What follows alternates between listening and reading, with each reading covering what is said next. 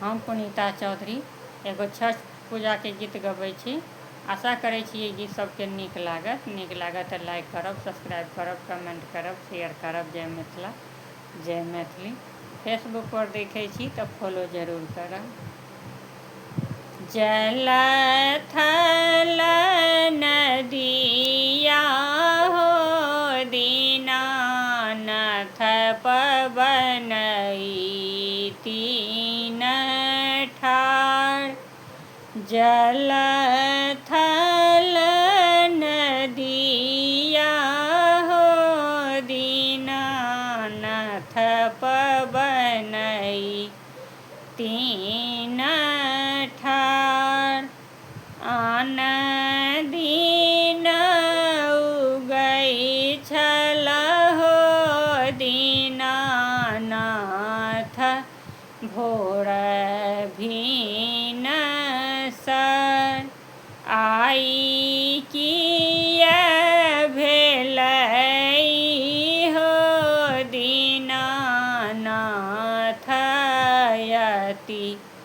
अति बेर। बाटहि भेटि गेलै गे अबला कोढ़िया के ढेर। काया जे दैते गे अबला लागल एति बेर। काया जे दैते गे अबला लागल अति देर। जल थल नदिया हो दीनानाथ पवन तीन ठाढ़। आन दिन उगै छलहो दीनानाथ भोर भिनसर। आई किया भेलै हो दीनानाथ अति बेर। बाटहि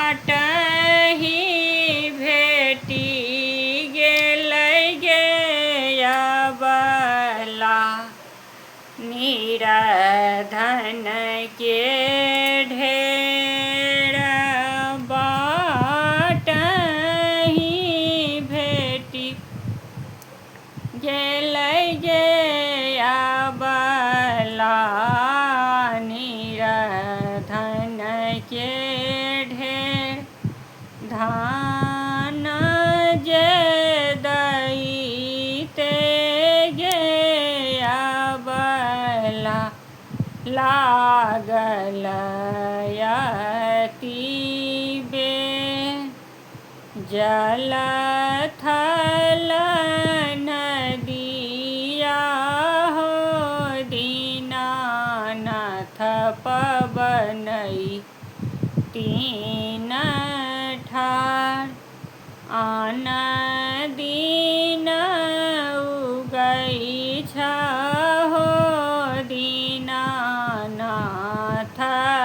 भोर भिनसर।